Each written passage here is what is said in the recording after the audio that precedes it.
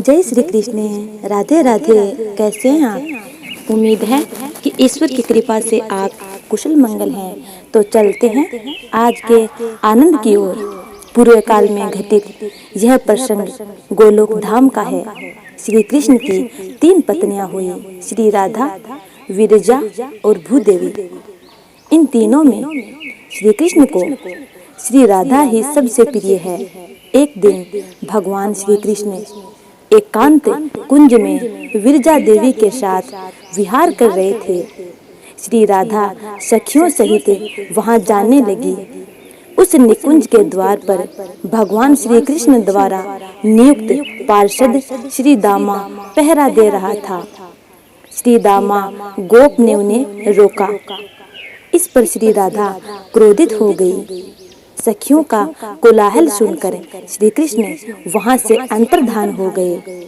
दुखी होकर विरजा जी नदी बन गई और गोलोक में चारों ओर प्रवाहित होने लगी। जैसे समुद्र इस भूतल को घेरे हुए है, उसी प्रकार विरजा नदी गोलोक को अपने घेरे में लेकर बहने लगी। उनके व श्री कृष्ण के जो 7 पुत्र थे, वे लवन, इक्षु, सुरा, घृत, दही, दुग्ध और जल रूप 7 समुद्र होकर पृथ्वी पर आ गए। इस पर श्री राधा ने श्री दामा को शाप दे दिया कि तुम असुर योनि को प्राप्त हो जाओ और गोलोक से बाहर चले जाओ। तब श्री दामा ने भी श्री राधा को यह शाप दिया कि श्री कृष्ण सदा तुम्हारे अनुकूल रहते हैं, इसीलिए तुम्हें इतना मान हो गया है। आप भी मानवी योनि में जाएं। वहाँ गोकुल में श्री हरि के ही अंश महायोगी रायण नामक एक वैश्य होंगे। आपका छाया रूप उनके साथ रहेगा। अतः पृथ्वी पर मूढ़ लोग आपको रायण की पत्नी समझेंगे। अतः परिपूर्णतम परमात्मा श्री कृष्ण से भूतल पर कुछ समय आपका वियोग हो जाएगा। इस प्रकार साफ देकर अपनी ही करने से भयभीत होकर श्री दामा और श्री राधा दोनों ही दुखी हुए और चिंता में डूब गए। तब स्वयं श्री कृष्ण वहां प्रकट हुए।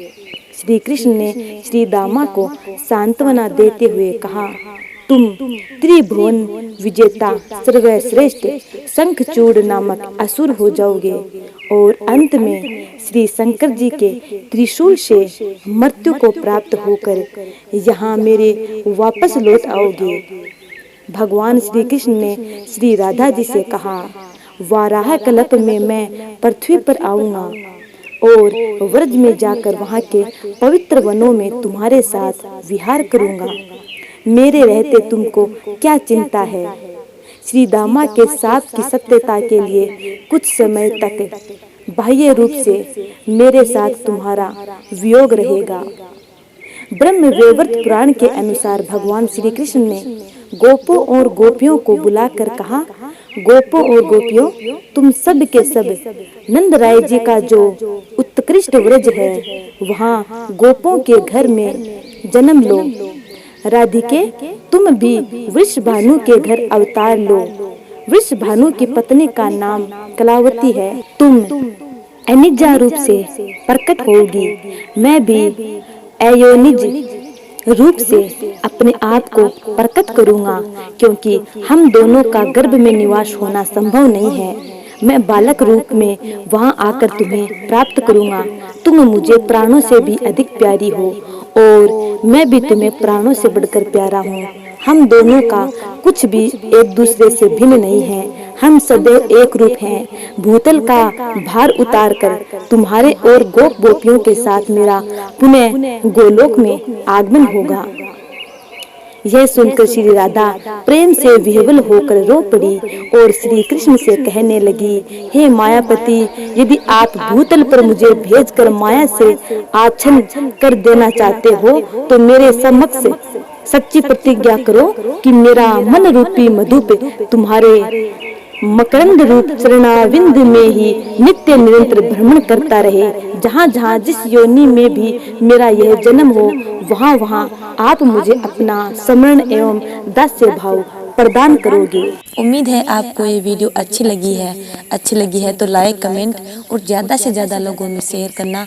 आने वाली वीडियो और कथा का इंतज़ार करना। तब तक के लिए जय श्री कृष्ण, राधे राधे।